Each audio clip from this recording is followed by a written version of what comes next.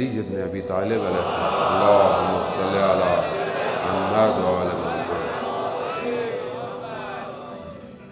مولا جب ایک نامے میں نہج البلاغہ کے ہمدان کے گورنر کو طرف جب اشارہ کرتے ہیں تو مولا کیا کہتے ہیں کہ موت کی تمنا مت کرو جب تک تمہیں وثوق نہ ہو، شرط واسق نہ ہو۔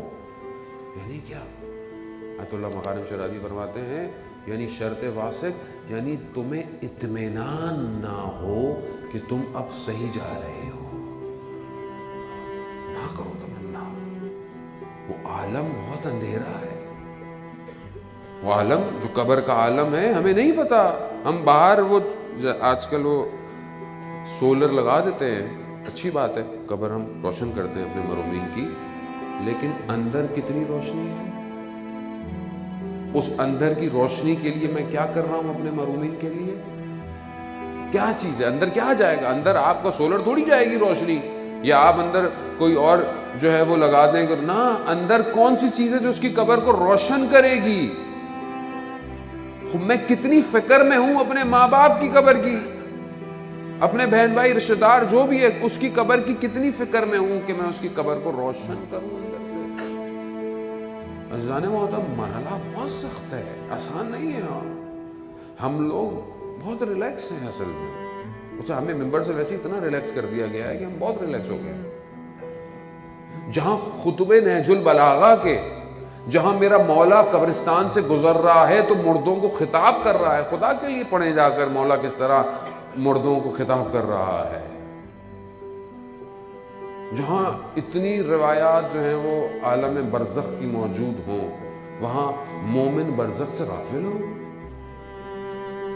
شخص آیا مولا متقیان کے پاس، کہا مولا میں فلانے شخص کے 10,000 دینار تھے یا درہم تھے، میں نے اس کو دیے تھے، اب میں اس کے بیٹے کے پاس جاتا ہوں، پتہ اس کا انتقال ہو گیا ہے، میں اس کے بیٹے کے پاس آیا ہوں تو وہ کہتا ہے کہ کہیں پہ بھی کوئی ایسی چیز نہیں لکھی ہوئی ہے، تو میرے پاس تو کوئی حساب کتاب ہے ہی نہیں۔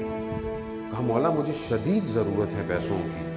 مولا جانتے تھے، مولا نے کہا اچھا اس کے بیٹے کو بلا۔ اس کے بیٹے کو کہا مولا مجھے اصل کچھ پتہ ہی نہیں ہے۔ کہا اچھا شہر سے باہر جاؤ، وہاں پر بہت سارے کتے ہوں گے، ان کتوں میں جو سب سے زشت ترین، سب سے خبیث اور سب سے بھیانک کتا ہوگا وہ تمہارا باغ ہے۔ اللہ اکبر! یعنی کیا؟ یعنی اس ایک واقعے میں امام کیا کہنا ہے؟ یعنی کیا مولا اس کو دوسرے عالم سے بلا رہے ہیں؟ نہیں، عالم برزخ دنیا کے ساتھ ہے، ہمیں نظر نہیں آتا۔ مولا اس کے بیٹے سے حجاب ہٹا رہے ہیں آنکھوں کا کہ دیکھ لے عالم برزخ میں باپ کس حالت میں ہے۔ جہاں گیا اس نے وہی دیکھا، اس نے کہا کہ ایسا ایسا شخص ہے، کہاں فلانی جگہ پہ پیسے میں نے رکھے ہوئے ہیں، لے لینا، مگر ہاں یاد رکھنا۔ کہا حق کا راستہ علی کا راستہ ہے، حق کا راستہ، ہم اس کے مقابلے میں آئے تو ہماری یہ حالت ہو گئی ہے، اس راستے کو نہیں چھوڑنا۔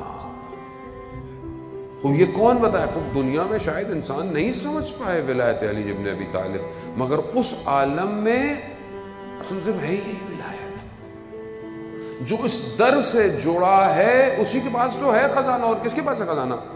وہ ہمارے پاس کیا ہے؟ ہماری قبر میں کون بچائے گا؟ یہ قبر میں کیا ہوگا؟ وہ خود اہل بیت کہتے ہیں ہم تمہارے عالم برزخ کے ذمہ دار نہیں ہیں، مگر اس کے باوجود روایات ہیں 8ویں امام سے کہ ہم فلانی جگہ پر تمہارے مرنے کے بعد آئیں گے اگر تم ہماری زیارت پر آؤ گے۔ یعنی کیا؟ یعنی خود بہت مشہور واقعہ ہے آیت اللہ حائری جزی جنہوں نے حوزہ علمیہ قم کی تاسیس کی، ان کا جب انتقال ہوا دوسرے عالم دین کے خواب میں آئے، اور بیان کیا ہوا؟ کہا جب میں دنیا سے گیا تو مجھے دفنایا، میں نے دیکھا لوگ چلے گئے، میں اپنے آپ کو دیکھ رہا ہوں، ایسے میں نے دیکھا کہ 2 آگ کے گولے آ رہے ہیں، آگ میرے قریب آ رہی ہے، خوف ہے کہ میں ہلاک نہ ہو جاؤں۔ میں نے دیکھا نور آ رہا ہے، نور جیسے ہی میرے قریب آتا گیا آگ مجھ سے دور ہو گئی۔ میں نے اس نور کا شکریہ ادا کیا. میں نے کہا آپ کون ہیں؟ اگر آپ نہ آتے تو میں ہلاک ہو جاتا.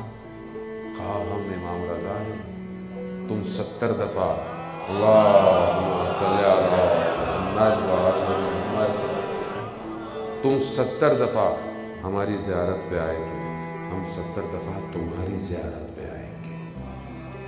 عزیزان محترم، اعمال کھوکھلے ہیں. مطلب میں اپنے آپ کو نہیں جسارت کہہ سکتا. میرا عمل خالی ہے، کچھ نہیں ہے میرے پاس.